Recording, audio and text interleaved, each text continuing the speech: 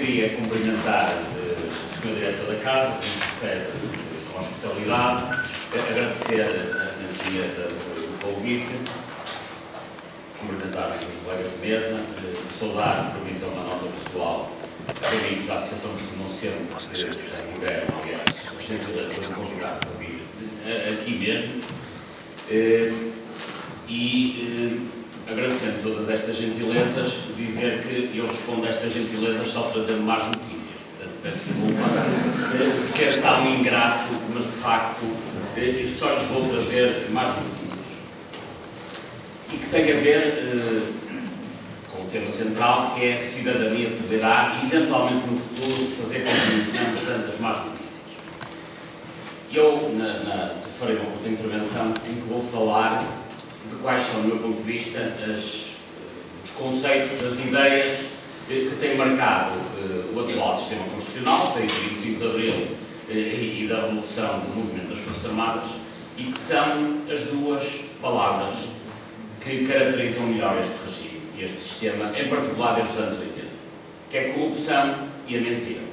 E exatamente, não conseguem ler, naturalmente, mas ali na linha J dizia que as medidas imediatas a tomar pelo regime, pelo novo regime, era um conjunto delas, e uma era medidas que conduzam ao combate eficaz contra a corrupção.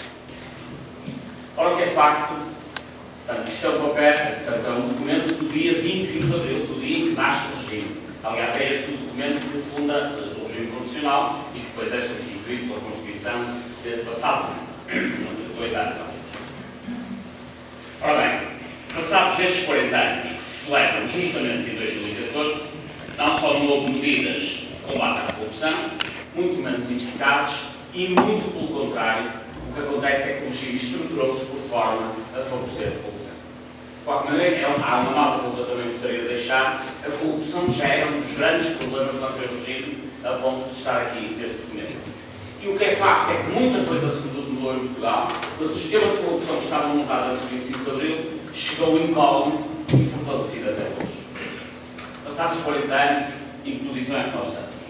Mostro-vos este mapa, que é o mapa mundial da corrupção. Enfim, não vamos estar, obviamente, a detalhar números, mas todos poderão adivinhar que os países mais claros e amarelos são os mais transparentes: o Canadá, a Nova Zelândia, a Noruega, a Dinamarca, etc. Os que estão mais a escuro, a Somália, o Afeganistão, são os mais corruptos. Mas hoje estamos aqui para falar de Portugal, e Portugal está, em termos dos rankings de transparência, em 33ª posição dos indicadores internacionais de corrupção.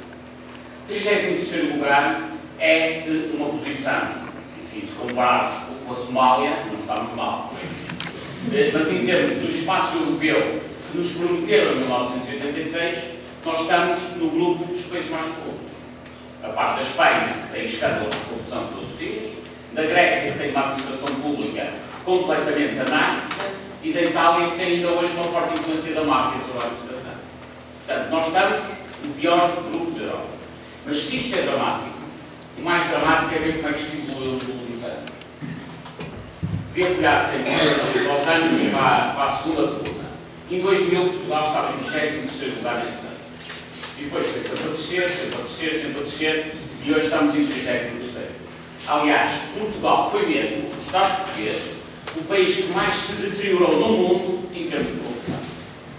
É por isso que eu, quando ouço às vezes alguns discursos, a começar pelo Presidente da República, o chefe do Governo, a própria oposição, a falar do prestígio internacional de Portugal, que normalmente tem a ver com a notação financeira dos bancos, o que eu digo muitas vezes, e digo-vos até a eles, o que dá prestígio a um país, o que dá prestígio a um Estado, é o mesmo que dá prestígio a uma pessoa que é ser séria. Portanto, se querem ter prestígio em termos internacionais, façam, por favor, resolver este problema. Não só por uma questão de prestígio, mas uma questão muito mais importante. É que nós hoje, como lhes disse, estamos a par da Espanha, da Grécia e da Itália. Se estivéssemos em 23º lugar, se não tem havido esta depreciação, quem é que seriam os nossos companheiros? Digamos, quem é que estaria perto de nós? Quem é que está hoje em 22º, 23º lugar? A Áustria e a Irlanda. São os países europeus que estão nestas posições. E como corrupção normalmente tem a ver com subdesenvolvimento, a transparência anda a par da riqueza, da saúde e da educação, quer dizer que nós estaríamos mais perto dos 5% de desemprego da Áustria do que da situação que temos em termos de emprego. É porque a consequências. Não é apenas o dinheiro que nos é levado pela via da corrupção. Quando nós falamos de corrupções políticos que guardam 3 milhões, 5 milhões, 20 milhões, etc., quer dizer que se eles ganharam 20 milhões, deram a ganhar 500 milhões. Convém nunca perderem de vista. Quando ouvirem dizer, e não estou obviamente a falar deste caso recente, eu venho em termos gerais, quando ouvirem dizer que um político tem na sua conta 3 milhões de euros, é porque alguém fez um negócio de 20 milhões para compensar esses 3 milhões. Obviamente os grupos económicos só dão normalmente 5%, 6%, 10% daquilo que ganham. E o facto é que nós, hoje, com esta depreciação, estamos em 33º lugar, e estamos na situação em que todos estamos. Mas e a corrupção aconteceu, de facto, este tempo todo, mas à vista de todos nós. A corrupção em Portugal nem sequer foi escondida. Os casos de corrupção. Foi a corrupção da Expo, a corrupção do euro, a corrupção dos submarinos, a corrupção do BPN, a corrupção do BPP, etc, etc. O grande problema é que cada um destes casos. Bom, o nosso grande problema da sociedade portuguesa é que estes casos foram muitos, reiterados, ao longo de décadas, e cada um deles é muito, muito caro. Nós hoje, como foi já dito, aliás, pelo professor Mendo, temos uma dívida pública, uma dívida de Estado, que representa mais de 130% do produto interno bruto. Mais de metade da dívida foi absorvida por estes casos de corrupção. Porque cada um destes casos é muito caro. Só o caso do BPN, o grande problema de todos, a corrupção é sempre má. Mas nós em Portugal temos esta malapata, que é ter corrupção que tem os dois defeitos mortais na corrupção, que é muito cara. Só o caso do BPN custou 7 mil milhões de euros. Está a ser pago, vai ser pago no orçamento de 2015. Obviamente não se consegue pagar 7 mil milhões de euros de um dia para o outro. Então quer dizer que nós, durante anos, vamos andar, através dos nossos impostos, a pagar a corrupção que foi feita no BPN em 1980 e tal. E em 2000, 2001, 2003. E vamos pagar no orçamento de 2015, como nos mostrarei à frente. Cada um destes casos é muito caro. Só para ter uma ideia, o que é que são 7 mil milhões de euros? Bom, é muito dinheiro, não há dúvida sobre isso. Mas 7 mil milhões é massa financeira que dá, eu falo um caso só, aproximadamente para pagar a toda a função pública quase durante um ano. Ou seja, num caso só de corrupção, desapareceram os vencimentos de toda a função pública portuguesa durante um ano. Isto é gigantesco. Bom, esta é uma característica, que é a corrupção muito cara. Não é corrupção que leva uma pequena parte da nossa riqueza, não. Porque essa é má, mas apesar de tudo as sociedades ainda conseguem absorver. Isto é aquela velha história assim, se um Presidente de Câmara fazer ruas ficar com 5% de dinheiro, as ruas fazem-se, talvez aquilo durante uns anos não se note. Agora, se ficar com 90% e não se fizer rua nenhuma, já começa a ser um bocado mais grave. Pois Portugal está nessa situação. Naturalmente, o que é? O que é que eu trago este plano? Diz respeito a uma autoestrada, uma segunda, uma procedimento privada, neste caso é a A28, que vai do Porto de Viana do Castelo, mas o que eu vou dizer para esta é válido para todas em todo o país. E o que é que está aqui? Está a rentabilidade garantida aos funcionários, independentemente do tráfego. Quer dizer, obviamente não conseguem ler os números, não é esse o objetivo, mas percebem que é sempre a subir. O que vai acontecer é que em 2014, no dia 31 de dezembro de 2014, a concessionária desta autoestrada, que aliás é mesmo aqui da Via do Infante, vai receber por esta autoestrada 50 milhões de euros. 50 milhões de euros tem esta característica. A troco de um negócio que tem risco zero, tem uma rentabilidade de 20 e tal por cento. Enfim, quem tem negócio, quem estuda finanças, sabe que normalmente é rentabilidades baixas. Portanto, risco baixo, taxas baixas de rentabilidade, riscos altos, taxas altas de rentabilidade. Pois nas parcerias público-privadas portuguesas, nas rodoviárias e nas da saúde também, mas estamos aqui a falar das rodoviárias, temos este fenómeno das finanças públicas mundiais, que é rentabilidades altíssimas. Portanto, isto verdadeiramente original. E é por isso que isto é possível, porque todo este tipo de documentos é feito nas sociedades de advogados que está advogados que são ao mesmo tempo do Estado. Portanto, isto não foi alguém que andou a enganar o Estado, não. Foram os agentes do Estado que no Estado nos andaram a enganar a nós. É que às vezes dá a ideia que foi alguém que andou a negociar com o Estado, negociou bem, os coitados das pessoas, dos agentes do Estado, estavam distraídos. Não, são os mesmos. É que este tipo de legislação, para que fique claro, de onde é que sai esta legislação das parcerias público-privadas? É aprovada no numa Comissão Parlamentar de Obras Públicas, em que 7 deputados eram administradores de empresas de obras públicas, e a maioria desta legislação foi mandada a fazer no escritório do Dr. Vera Jardim, que na altura era um deputado muito famoso no Parlamento.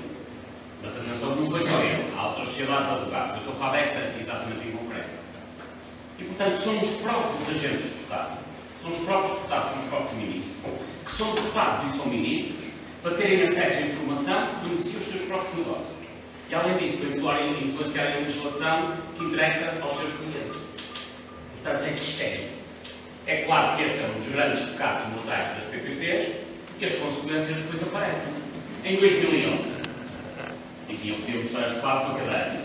Em 2011, vejam só, estão aqui todas as parcerias privadas rodoviárias, à exceção da Ponte Vasco da Gama, que tem um contrato diferente destes, e o que acontece é que estas PPPs deviam ter custado 800 milhões de euros.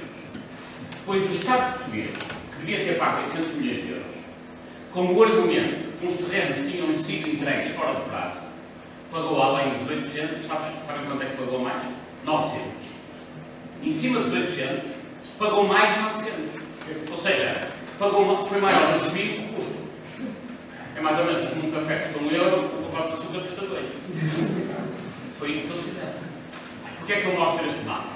Porque este mapa, e sei, aliás, conheço algumas pessoas também aqui, que estão na função pública, permite perceber que em 2011, que foi o primeiro ano em que os funcionários públicos receberam os seus salários reduzidos, qual é o montante da redução dos salários da função pública? 900 milhões de euros. Depois foram direitinhos para as parcerias por cada ano.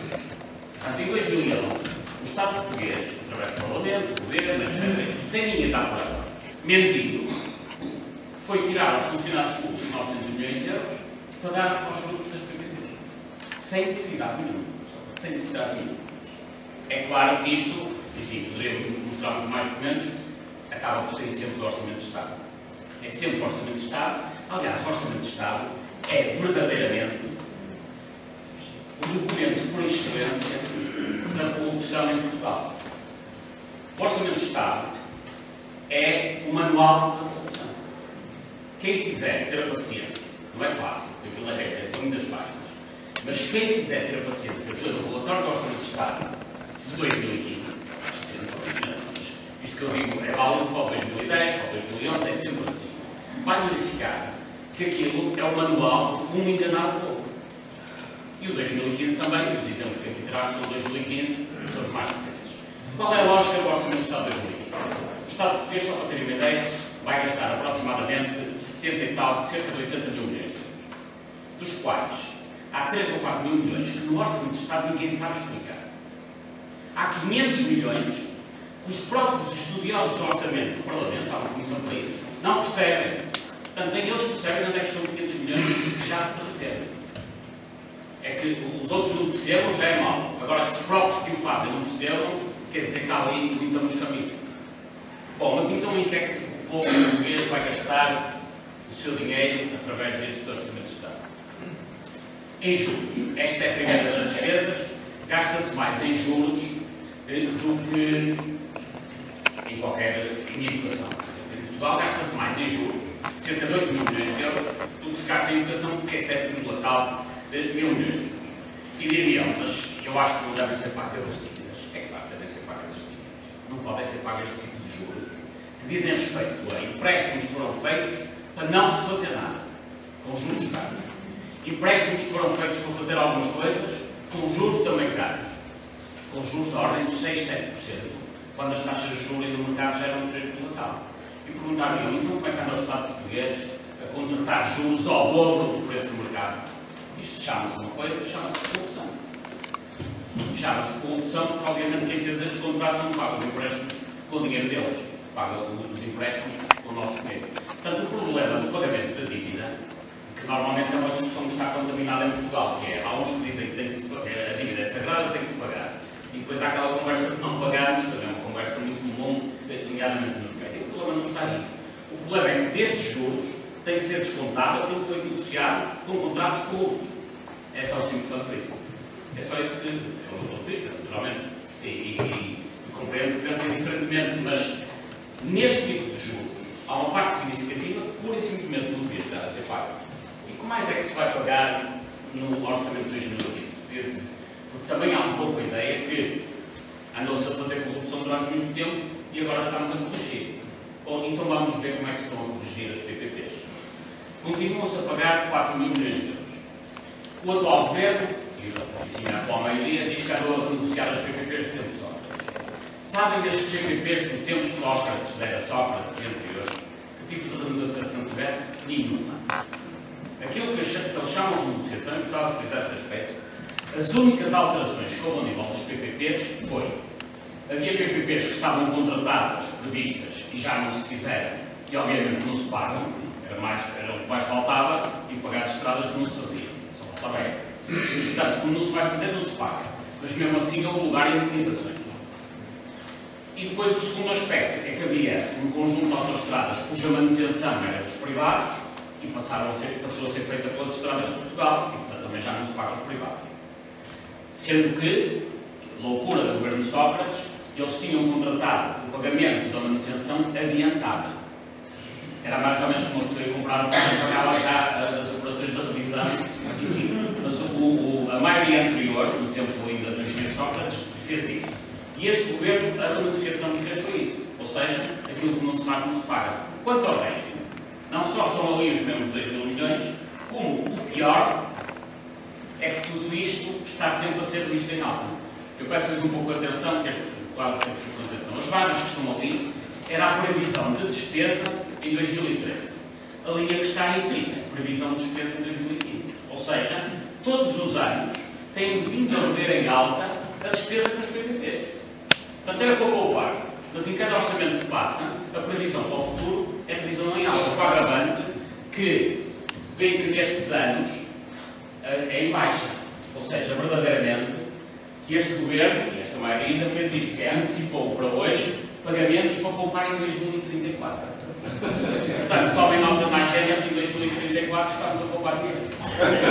Até lá, vamos andar a pagar o que devíamos pagar depois de 2034. Agora, diria, onde é que eu fui buscar estes números? Ao relatório do orçamento de 2015. Portanto, isto não são dos meus. Os quadros, enfim, digo como se estivessem lá na faculdade. Mas os números são os números do orçamento. Apesar da dificuldade que passa a população, apesar do aumento de impostos, apesar da redução de salários, etc., este Parlamento ainda se lembrou de antecipar pagamentos dos PPP. Está aqui, orçamento de 2015. Mas não só. O que é que está mais no orçamento de 2015? E estou só a falar da despesa. Já vamos à questão da receita. Estão ali 3.500, 3,5 mil milhões de euros para garantir o novo banco. Mas então o novo banco não era parte dos outros bancos. O Fundo de Resolução não ia pagar isso. Acontece é que o único sítio em Portugal onde há uma contra-garantia para a questão do novo banco, o antigo BES, é no Orçamento de Estado de 2015. E mais, o Fundo de Resolução é que ia pagar isso. Mas o Estado também não se fica por aí. Também mete dinheiro no Fundo de Resolução. Estão ali 400 e tal milhões. Estamos a falar de milhões. Se fossem 20 mil euros, a coisa funcionava. E eu só falei de milhões, de milhares de milhões, como devem ter reparado. Ou seja, não só o Estado garante 3.500 milhões do que foi metido no novo banco, que ainda mete o dinheiro no Fundo de Resolução. E onde é que eu vou buscar esta informação? Isto são mapas do Orçamento de Estado de 2015. Portanto, disse está-se a resolver o problema. Não está-se a agravar o problema. Esta é que é a grande questão. Está-se a agravar o problema. E que mais é que temos cá? Só para a Barba Lora, que é o sucedâneo do BPN, portanto, são os herdeiros do buraco do BPN, 377 milhões de euros de garantias. É claro que são garantias em teoria, na prática é despesa. Porque como ninguém vai pagar, paga o Estado. É que depois ainda há este jogo de ilusão. Não está só a garantir. Mas quem é que vai pagar? Ninguém. E, aliás, bem recentemente viram, antes de ontem, notícias sobre o Dr. Duarte Lima, que fez um empréstimo de 40 e tal milhões de euros a troco de um terreno que deu como garantia que valia 3 milhões. E disse-se, mas ele um dia pode acordar bem disposto e pagar os 40 milhões. Obviamente que não. Se já deu o terreno como garantia, paga 3 milhões e quem é que paga os outros 40 e tal? Todos nós. Está ali. São aqueles 3,177, porque casos como o Duarte Lima do BPN são às centenas. São várias centenas. Bom, e dir-me-ão, e Portanto, só falei da despesa do orçamento. Mas podia dizer, ok, mas pelo lado da receita está-se a buscar dinheiro à banca, está-se a buscar dinheiro aos promotores imobiliários, está-se a buscar dinheiro a quem beneficiou de tudo isto. Não. Pelo lado da receita, desculpem até que fazer um parênteses, como repararam na discussão do orçamento que veio nos jornais, nas televisões, etc., falou-se sempre só de impostos. Que é um disparate em termos de opinião pública, porque um orçamento de Estado deve ser uma previsão de despesa face à receita disponível. Que é assim que as empresas funcionam, que é, sabem qual é a receita, então dizem como é que vão efetuar a despesa. Em Portugal, o orçamento de Estado não é assim, é face à despesa que existe, vamos ver onde é que vamos sacar a receita para pagar. Portanto, é o orçamento feito ao contrário. Bom, mas então onde é que eles vão sacar? Vão sacar por forma, bom, bem, toda a gente sabe onde, o IRS, a sobretaxa, aquilo tudo que nós pagamos, a sobretaxa do IRS, etc., de uma forma que hoje é verdadeiramente inconstitucional. E por isso, sem querer amassá-los, eu trago para aqui o artigo da Constituição que fala de impostos. É o artigo 104, se tiverem depois tempo vão ler com mais calma, mas que diz o seguinte: a tributação de empresas incide fundamentalmente sobre o rendimento real. Só que o Pingo Doce ou o Continente pagam menos IRC do que uma mercearia que esteja ao lado, porque têm esquemas fiscais de tributar os seus lucros em regimes fiscais mais favoráveis. Eu não sou contra a deslocalização de empresas, atenção, eu acho que uma empresa na Europa, bem, mesmo que eu fosse contra o Tratado da União Europeia, é claro nessa matéria. Na Europa, em bem, há livre circulação de pessoas, bens, serviços, capitais e, obviamente, empresas. Eu não vejo mal, como a qualquer aliás, saúdo esse facto, quem tenha uma empresa vá deslocalizar e vá fazer negócios com o país europeu. Agora, o que acontece é que, nomeadamente na área do comércio, fornecedores e clientes têm que estar no mesmo contexto fiscal. Não faz sentido nenhum eu ir comprar comida a um hipermercado e ter um regime fiscal e quem me vende ter um regime fiscal distinto. Até que isto cria uma profunda injustiça, que é uma mercearia que esteja ao lado de uma grande superfície, apesar de ser uma mercearia, apesar de ser pequena, paga mais IRC, está num regime fiscal mais desfavorável do que a própria grande superfície. Bom, e depois há este pequeno detalhe que é inconstitucional. Ou seja, o IRC é um imposto inconstitucional. Mas depois diz também que a tributação de património deve contribuir para a igualdade entre os cidadãos. Então o que acontece é que quem está aqui tem 32 anos, paga em mim, mas quem tiver 100 casas no centro de Lisboa e as tiver tituladas num fundo de investimento imobiliário que tem isenções de impostos já aprovadas também para o orçamento de 2015, não paga em mim. E, portanto, não me parece que haja igualdade entre os cidadãos se quem tem 100 casas paga menos de 20 e 32. Este é que é o grande problema. E por isso, um orçamento de 2015 verdadeiramente devia ser declarado inconstitucional. O Tribunal Constitucional face a esta violação. Bem, já sem falar depois de completas incongruências, como seja ao nível do IVA, como sabem todos que estão aqui, nós vamos hoje a um restaurante modesto e pagamos IVA a 23%, mas se formos passar um fim de semana ao Sheraton, a um sítio qualquer, o IVA da refeição fica a 6 ou 8%. Porquê? Porque entra no regime de turismo e tem o IVA mais favorável. O que, obviamente, penso que o bom senso leva a condenar esse tipo de situações, mas nem que não fosse bom senso, a própria Constituição classificou, reparem, o próprio regime de sacando-se de dinheiro aos contribuintes e às empresas é, por sua vez, até inconstitucional. E, portanto, é um regime de mentira. É um regime que nos dizem que há de não cumprir a Constituição e não cumprem. E, em boa verdade, essa é a grande questão de regime neste momento. Que é, nós temos uma democracia nascida em 25 de Abril que tem um determinado tipo de regime constitucional. É claro que há pessoas que gostam mais da Constituição, outras gostam menos, outras gostam mais dos artigos, outras de outras. Mas há uma coisa a que todos nos devemos obrigar, que é o regime constitucional, e, nomeadamente, às questões centrais do regime constitucional, nomeadamente a separação de poderes. Executivo, legislativo e judicial. E acontece que, hoje, nem o legislativo legisla, nem o executivo executa o que o legislativo manda fazer, e o judicial tem muitas carências porque não tem meios para atuar. Dou só um exemplo. Hoje, o poder legislativo, que devia estar centrado, enfim, no Parlamento, o Parlamento ainda legisla sobre algumas coisas. nomeadamente coisas que não têm grande interesse. Legislação sobre cães e gatos, isso ainda é no Parlamento. Agora, legislação sobre ordenamento território, urbanismo, contratação pública, obras públicas, enfim, tudo que mexe com muito dinheiro. Onde é que é feita esta legislação? No início de cada sessão legislativa, de cada legislatura, desculpem, o Parlamento, através de um mecanismo que se chama autorização legislativa, passa competências legislativas para o Governo. Passa lá a saber porquê.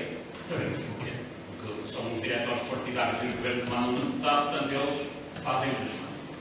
E depois o Governo, não bastasse isso, manda fazer a legislação principal às grandes sociedades de deputados. E, portanto, hoje, a maior componente do poder legislativo não está no Parlamento, está nas grandes sociedades de deputados. O que quer dizer que o princípio constitucional... Bom, isto tem um problema conceitual grave, que é as grandes sociedades de deputados de Lisboa não só intervêm no processo legislativo, que fazem leis, como depois vão para os tribunais litigar pelas leis que eles próprios fizeram. Portanto, há entidades em Portugal. Aliás, muitas vezes fala-se do peso da maçonaria e da outra lei. As grandes irmandades em Portugal são sociedades de advogados. Sobre essa matéria, eu pelo menos não tenho qualquer dúvida. Onde se fazem, digamos, a teia que domina todo este regime é nas grandes sociedades de advogados que estão ao serviço dos grandes grupos económicos. Portanto, essas grandes sociedades de advogados fazem leis, vão para os tribunais litigar com as leis que eles próprios mandaram fazer. Bom, e além de que ganham muito dinheiro a fazer as leis, ganham centenas de milhares e são pagos por essa via. Depois, durante anos, dão pareceres e consultas sobre a matéria da legislação que eles próprios fazem. O Código de Lei, só para terem uma ideia de que é que estamos a falar, o Código de Contratação Pública foi elaborado no escritório do terceiro da lei. Desde que está em vigor, aquela sociedade de advogados já faturou em pareceres e consultas, por esse país fora, 10 milhões de euros, a explicar aquilo que andaram a fazer. Portanto, não só faturaram, obviamente, o trabalho que fizeram inicialmente, como mais 10 milhões de euros até hoje em pareceres e consultas. Bom, e depois o que é mais grave é que, efetivamente, vão aos tribunais, vão litigar, conhecendo bem os alçapões que eles próprios meteram na lei para favorecer o grupo A ou o grupo B, ou sabe-se lá o quê. E, portanto, isto é corrupção e é mentira, mais uma vez. Por isso, há que haver aqui uma intervenção ao nível do regime, até para acabar com estas perversidades constitucionais ao nível dos impostos, ao nível da legislação, ao nível do Executivo, que devia estar a executar, o Parlamento decide, mas invariavelmente é o mesmo, o Parlamento é que depende do Executivo, e tem sido mentiras sucessivas. E agora, vamos finalmente ao tema da cidadania para acabar. Nos últimos atos eleitorais legislativos, nós temos sido permanentemente enganados nos processos eleitorais. Se bem se recordam, Durão Barroso queria um choque fiscal ambicioso para baixar os impostos. Não sei se lembram disto. Mas depois desse choque fiscal ambicioso para baixar os impostos, do primeiro mês que lá chegou, subiu-os.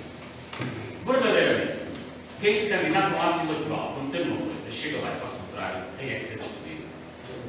Portanto, é essa a obrigação do Presidente da República, já que eles não se demitem, não têm vergonha, o Presidente da República tem que demitir. Porque se alguém ganha as eleições com um programa eleitoral e estabelece um contrato com o povo face àquele programa eleitoral, ganha as eleições, chega lá, faz o contrato, quer dizer que está a violar o contrato e, portanto, se está a violar o contrato tem que ser cindido, tem que sair. É claro que Durão Barroso não está sozinho, como sabem, nessas culpas. A seguir veio o engenheiro Sócrates, que também queria limitar as deduções fiscais, e quando chegou lá, o que é que ele fez, como todos sabemos? Aumentou os impostos.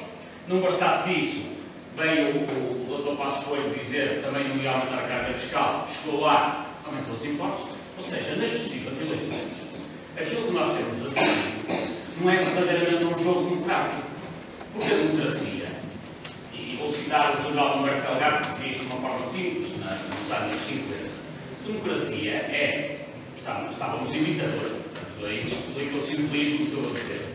É um conjunto de atores apresentarem diferentes propostas, o povo escolhe e quem ganha implementa a sua proposta. Bom, isto dito hoje é muito simples, mas dito em ditadura tinha que ser explicado com esta simplicidade. O problema é que hoje dizer isto também já é muito complicado. É tão difícil dizer isto hoje e tão estranho como no tempo do general Humberto Delgado. Porque quando o general Humberto Delgado dizia que a democracia era isto, não se cumpria porque estávamos em ditadura. O problema é que hoje, dita a mesma frase do general Humberto Delgado, A democracia não é isto e estamos aparentemente em democracia. E é por isso que verdadeiramente que nós temos tido, nos últimos atos eleitorais, não são atos eleitorais, são espetáculos em que aquele que tem mais poder de sedução, mais capacidade de enganar os outros, depois como prémio leva a chefia do governo de Portugal. É mais ou menos um concurso tipo o primeiro mentiroso. Quem ganha leva como prémio chefiar o governo de Portugal. E isto é que nos traz, isto é verdadeiramente a democracia. É evidente que só a cidadania pode resolver os problemas. A situação é muito complicada, porque não só estamos numa crise económica, numa crise financeira, numa crise do próprio tecido produtivo português, porque enquanto se anda a fazer tudo isto, do capital disponível em Portugal para crédito, apenas 10, 12% vão para o tecido produtivo, porque 70% vão para a especulação imobiliária. Os bancos que dizem que emprestam dinheiro às empresas, emprestam ainda hoje 5 vezes menos para metalomecânica, agricultura, pescas, tudo o que se lembrarem, qualquer atividade produtiva, 5 vezes menos do que na especulação imobiliária. Portanto, a situação é dificílima, como é evidente. Temos que sair dela, não tenho dúvidas sobre isso, e temos a obrigação de sair dela. E tem que ser os cidadãos que têm que resolver o problema, até por uma razão muito simples. Para acabar, nós temos um potencial fabuloso em Portugal. Temos uma boa posição geográfica, um bom clima, mar, bons terrenos agrícolas, etc, etc. Mas depois tudo é desperdiçado. Eu não sei se repararam, anteontem começou a nevar na Serra da Estrela. E, para dar este exemplo, a Serra da Estrela tem uma particularidade fantástica. É a melhor distância de neve de Portugal. Só quando está no ar não se consegue lá chegar. Ou seja, é uma distância de neve onde não se tem acesso quando neve. Isto acontece porquê? Porque a organização da Serra da Estrela tem um parque, uma fundação. Não é por falta de administradores, é por falta de operadores de maneira. Essa é que é a questão. É que na Serra da Estrela há mais gente no Conselho de Administração do que nos operadores de maneira. Isto chama-se má gestão, desperdício, incompetência e perdemos todo este potencial. Mas além destas condições físicas, nós temos uma história de 900 anos, uma cultura que nem vale a pena falar, não carece de demonstração. Temos uma característica que aqui em Portugal não se percebe bem, há lugares onde se percebe melhor que noutros, e em Lisboa percebe-se menos bem, o que eu vou dizer assim, que é a característica da universalidade. Universalidade é a capacidade de falar, aliás, o professor Agostinho da Silva, de nós irmos pelo mundo todo, a diáspora, os 5 milhões que andam pelo mundo todo, mas também temos a capacidade de receber bem como ninguém.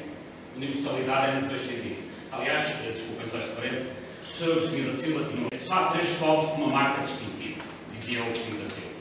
Os ciganos que amam a liberdade, os judeus que amam a religiosidade e os portugueses, ou os lusos, dizia ele, que amam a universalidade. Portanto, esta universalidade que nos faz ir pelo mundo fora e receber o mundo cá dentro. E, portanto, nós com todo este potencial, se o resultado é miserável, e irei terminar dizendo isto, é assim, se a matéria-prima é boa e o resultado é mau, a culpa não é nem da matéria-prima, isto até numa fábrica. Quando numa fábrica a matéria-prima é boa e o produto é mau, a culpa não é nem da matéria-prima nem dos operários. É da falta de estratégia e da falta de um bom modelo de gestão. Estratégia e modelo de gestão não deixam-se política. Portanto, o que está realmente a falhar em Portugal, que nos traz estas situações todas, é política. Eu não sou como aqueles que dizem, e há muita gente que nos conta essa história, mais uma mentira, que a política funcionar mal e tal é mais uma emanação do facto de que depois é mal, as pessoas são más e tal, e os políticos são um reflexo disso. Não, é exatamente o contrário. Nós temos um enorme potencial e tudo poderia funcionar muito melhor e tirarmos proveito desse potencial se a política não fosse tão má e não estragasse toda esta situação. E é por isso que nós temos a obrigação, tendo consciência disso, de mudar a situação.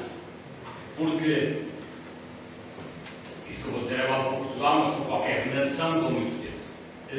Este património português não nos pertence, ou não pertence a nós, que estamos aqui na sala, pertence-nos também a nós, mas pertence aos que estão lá fora, pertence aos 5 milhões que andam pelo mundo todo, e até talvez mais importante do que isso, pertence a todos os que nos antecederam e aos que vêm a seguir, aos nossos filhos e netos.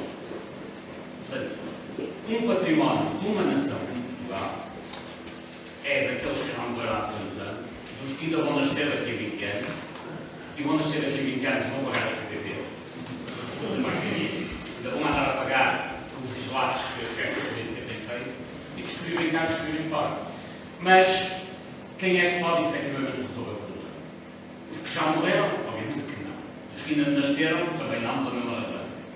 E também não são os que vivem em New York ou no Luxemburgo que vão mexer na política em Portugal. Então resta aos cidadãos que já estão mexer nisto e permitir que Portugal ganhe um pouco mais de desenvolvimento, e isso só se faz combatendo a corrupção. E a corrupção combate-se combatendo a mentira. Combatendo a mentira, combatendo o medo, e a mentira e o medo combate-se com verdade,